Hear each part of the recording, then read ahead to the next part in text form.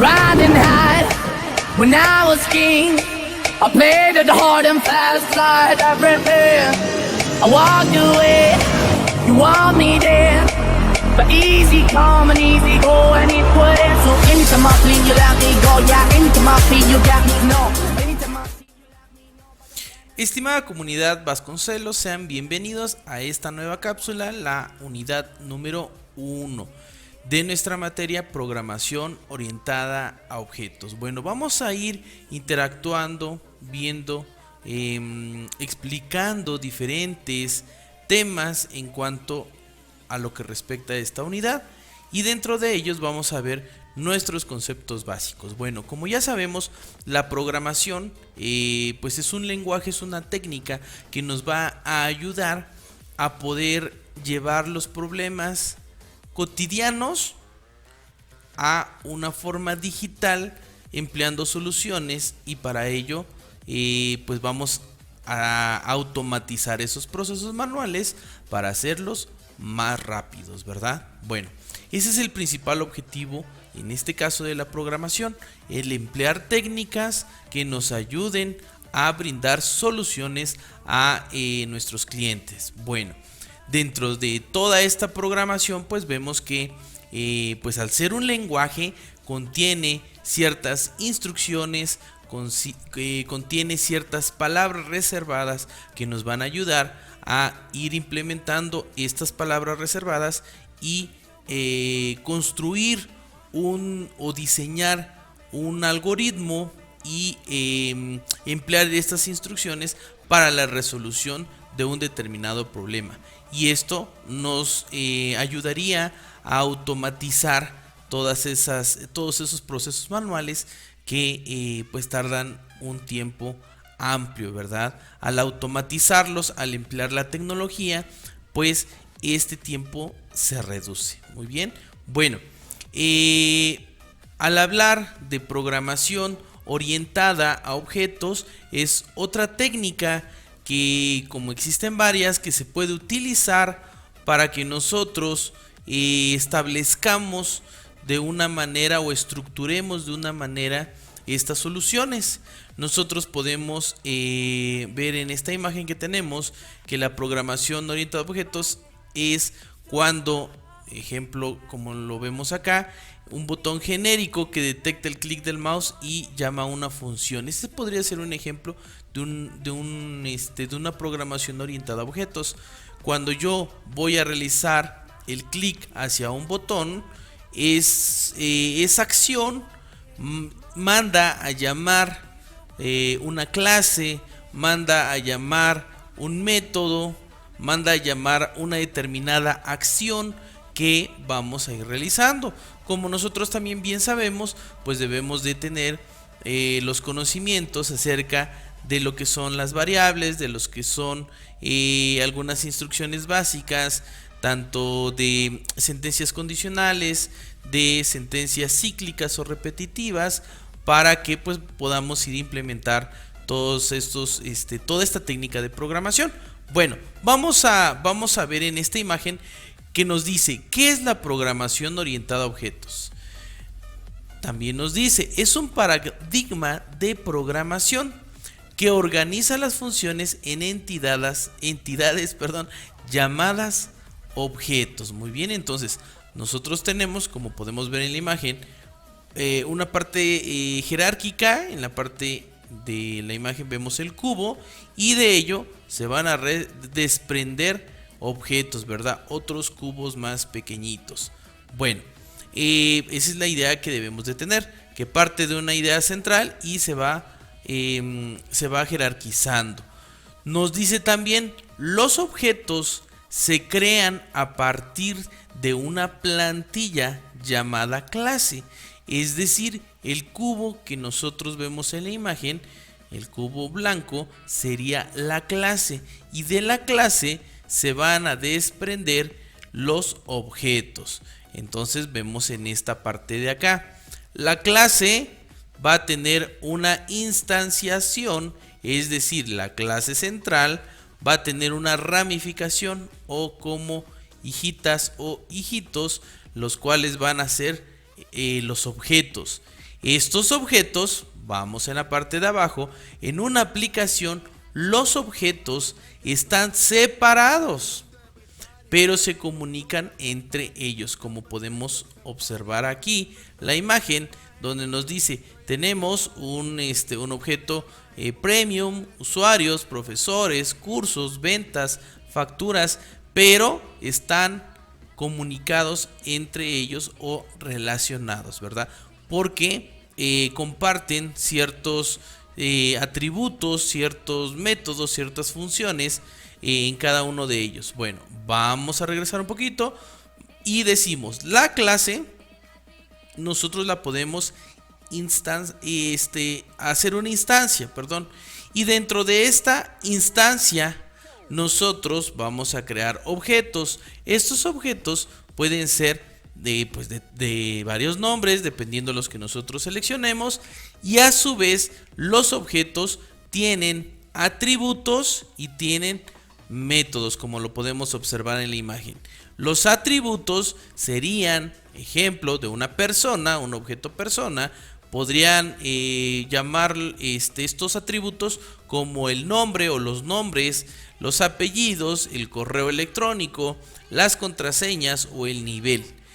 También tenemos dentro del objeto persona, tenemos un método o varios métodos. En este caso, ¿cuáles pueden ser unos ejemplos de ellos?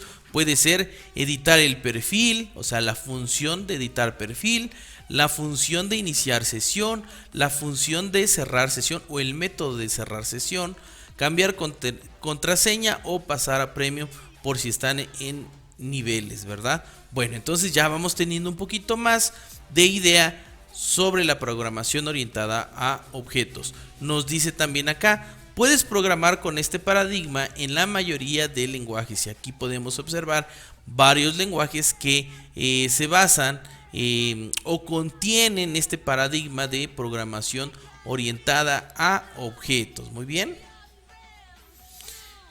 Entrando ya más a profundidad, explicando cada una de estas partecitas, pues lo primero es explicar lo que respecta a lo que son las clases. Creo que con la imagen que vimos anteriormente vamos a tener una idea más general de lo que son las clases, pero también ponemos aquí su definición.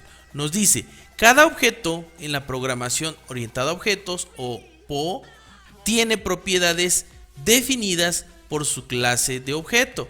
Una clase es un tipo de dato definido por el programador, o sea, por nosotros, específicamente para crear objetos. Como lo podemos observar, de la clase se desprenden objetos. Se dice que cada objeto es una instancia, ¿verdad?, particular de alguna clase de objetos. Muy bien, entonces con esto concretamos más la información que estábamos viendo en la imagen pasada, donde la clase es la parte jerárquica más alta y de ahí se van a desprender objetos. Muy bien, con diferentes nombres, ya lo vamos a ver en la parte de programación, que se le asigna otro nombre que el programador requiera. Muy bien, bueno, podemos observar esta imagen y nos dice, pues en este caso vamos a crear una clase de reloj. Va a tener atributos y métodos, ¿ok? Entonces aquí lo definimos como clase reloj. Dentro de ella, en la parte derecha, nosotros tenemos una instancia número 1 que sería reloj-1. Ya no le vamos a llamar igual, sino pues le variamos el nombre. Otra de las cosas que se me pasó es de que la clase por reglamentación siempre se empieza con la primera letra en mayúscula. Es por ello que nosotros tenemos en este círculo turquesa la parte que dice reloj en mayúsculas. Bueno, regresando, habíamos dicho que se había creado una instancia en la parte de reloj 1 y también podemos ir creando otras instancias tanto en reloj 2, reloj 3 y reloj 4 con atributos y métodos que nosotros podemos utilizar si así se llegaran a requerir. Muy bien. Bueno, vamos a poner otra imagen aquí donde nos da un ejemplo de clases y objetos. La clase en este caso sería coche. Como nos dice acá, el nombre de la clase es coche. Los métodos o funciones que tiene un coche es arrancar, ir, parar, girar. Los atributos serían los datos que se tienen, como color, velocidad, carburante. Eso va englobado en lo que es la clase. Y dentro de lo que es el objeto le vamos a llamar, bueno, ¿qué tipo de coche tenemos? Cómo no nos gustaría, ¿verdad? Un Ferrari. Entonces, como recuerden que hacemos una instancia, aquí ya no se llama coche con la C mayúscula, sino que ponemos coche.ferrari, ¿verdad? Porque así le vamos a llamar. Ese es el nombre del objeto. Los métodos podemos, como instanciamos de nuestra clase principal, pues podemos tener los métodos de arrancar, ir, parar y girar.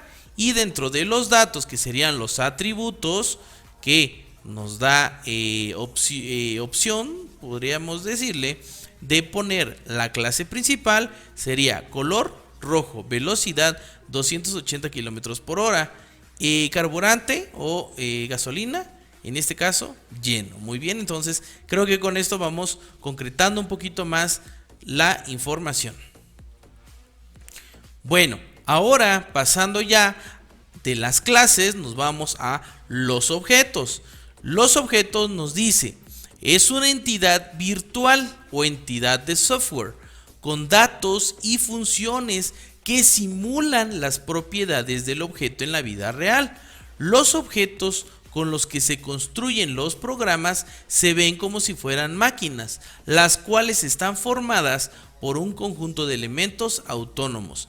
Las propiedades individuales de estos elementos y las relaciones entre sí definen el funcionamiento general de la máquina. Esto, llevado a un ejemplo, lo podemos aterrizar en la imagen que vemos. La clase principal o jerárquica sería pues animal, ¿verdad? O animales. En este caso se puso animal. Los objetos serían esas entidades las cuales contienen atributos y métodos. Pero ¿quiénes serían esos objetos? Pues el perro o el gato. Dentro de ellos van a tener atributos, como ejemplo, el perro, nombre, el nombre sería el atributo del nombre, tendría el nombre de Pancho y una edad de 4 años. Y en el caso del gato, Paco, de 3 años. Y los métodos que tienen estas entidades o estos objetos, podría ser comer, dormir, ladrar, estirarse, ¿verdad? Echarse. Entonces, con esta información vamos desglosando toda la parte del entender de para qué nos sirve y cómo se realiza la programación orientada a objetos. Muy bien, en esta imagen vamos a ver el ejemplo de la utilización o la implementación de los objetos en una cuenta bancaria, la cual nos dice, los datos del cuentaviente serían nombre, apellido, dirección, correo electrónico, saldo, tipo de cuenta. En este caso, las operaciones que podemos realizar en la cuenta sería consultar saldo, retiro, bonificación, actualización de datos o la consulta de los mismos. Pasando a lo que son los objetos de forma general, y ya también he hablado de las clases, vamos más adentro, que son los atributos, y nos dice en esta parte, desde el punto de vista computacional o tecnológico informático, lo que nosotros nos interesa, nos dice, los atributos son los datos que pertenecen al objeto, por lo tanto también a la clase, y que representan el estado de este, en función de los valores que tienen. Por ejemplo, aquí ya vemos un poquito más enfocado a lo que es las instrucciones de programación, como la declaración de las variables, ¿verdad? doble saldo. En este caso sería un atributo que me va a permitir poner una cantidad de punto flotante, en este caso, o punto decimal. Por eso le están poniendo o asignando el tipo de variable como doble, y el nombre de esa variable me indica qué es lo que voy a poder introducir dentro de ese espacio de memoria, que sería el saldo. Tenemos otro que es float, también punto decimal corto, y nos permite introducir la calificación, ejemplo 9.8. Y en la parte de abajo me declaro un tipo de variable de verdad, en este caso, que solo me va a permitir poner verdadero o falso, y en este caso la nombro como on. Muy bien, bueno, esa es la forma de los atributos en lo que es la programación orientada a objetos, enfocándonos un poquito ya más específicamente a Java. Dentro de esos atributos, con el ejemplo que vemos en la imagen, nos dice, pueden ser número de serie de un carro, marca, el procesador de una computadora, el tipo de sistema operativo que vamos a utilizar, la cantidad de memoria RAM, ROM, el aula donde se va a impartir una clase. Todo esto son los atributos. Siguiendo con esto, y ya más internamente, vimos la clase, vimos los objetos, vimos los atributos y también los métodos. Los métodos, como nos dice aquí, definen el comportamiento del objeto y son funciones que se pueden invocar o mandar a llamar desde otros objetos. Los métodos pueden modificar el estado del objeto cuando cambia el valor de alguno de los atributos. Por ejemplo, si yo estoy mandando a llamar un método de tipo doble, donde me va a obtener el saldo, entonces esto lo enfocaríamos ya al lenguaje de programación, y me va a realizar algo muy concretamente. Por eso le pusieron así, porque obtendríamos el saldo de lo que previamente ya se ha introducido. Float, calcular promedio, en este caso realizaría muy posiblemente, pues en ese método voy a realizar la suma y la división de una cantidad de calificaciones entre la cantidad la calificación que tenemos entre la cantidad de calificaciones, para que me pueda dar el promedio, ¿verdad? Por eso es de punto flotante o una variable de tipo float. Y en la parte de abajo nos dice se oprimió on off. En este caso, como es una variable de verdad tipo booleana, entonces solo me va a permitir dos valores. Pero esto ya no son variables, eran variables en su momento con los atributos, pero aquí en los métodos son cuando mando a llamar a ese método, ¿verdad?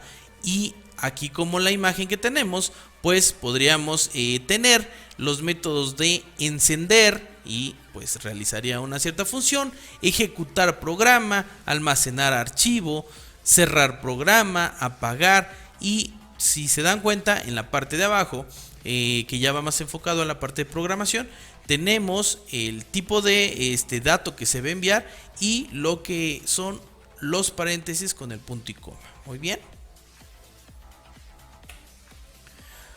Bueno, aquí tenemos un ejemplo, les puse un ejemplo de una clase que se llama celular, y que tiene diferentes métodos aquí, tiene diferentes atributos, y esto ya es enfocado específicamente a el lenguaje de programación en lo que sería JCreator, y pues esto es lo que es la clase. Y en este caso vemos la imagen de lo que es la clase principal, es decir, donde se están declarando los datos que voy a enviar. En este caso, el dato de la marca del teléfono, el color, y en la parte de abajo, como dice, mostrando detalle de objeto de celular creado. Ahí, si yo pongo celular 1, me va a mandar los datos del celular LG color rojo. Si le pongo celular 2, me mandaría a llamar el otro celular. Muy bien. Y esto es el resultado que debemos de obtener. Como puse celular 1, me dice en la primera parte, si nos damos cuenta, a la hora que dice celular 1 punto llamar, me está invocando que que el programa me muestre tanto la marca como la marca y el color. Y en la parte de abajo, en celular 2, también me va a mostrar la marca y el color. Por eso es que acá primero me aparece llamando de LG color rojo, llamando de Motorola el color verde. Esas fueron las dos primeras instancias que hice. En la parte de abajo pongo otra instancia más, pero que no le voy a enviar datos, sino que en esta parte estoy mandando a llamar, así como vemos aquí, la última parte donde me dice detalle de celular, y eso, con ese void me va a regresar unos datos. ¿Qué me va a regresar? Las impresiones que tengo de los println, tanto de las líneas punteadas, la primera línea, como la segunda, que me va a mostrar el nombre, el celular, la marca del celular y el color de lo que le mandé. En este caso, ¿a quién le mandé? Le mandé a celular 1. Y el celular 1, ¿qué es? Es un LG y un color rojo. Y al último me va a imprimir otras líneas más. Es por ello que aquí me imprime nombre LG, color rojo. Muy bien. Bueno, espero que haya sido de importancia esta cápsula de toda esta unidad número 1 y pedacitos ya de la unidad número 2. Nos vemos en el siguiente video, en la siguiente unidad. No olviden que estoy para cualquier duda, para solucionar todas sus dudas en los diferentes medios que pusimos en nuestra plataforma. Nos vemos, hasta luego.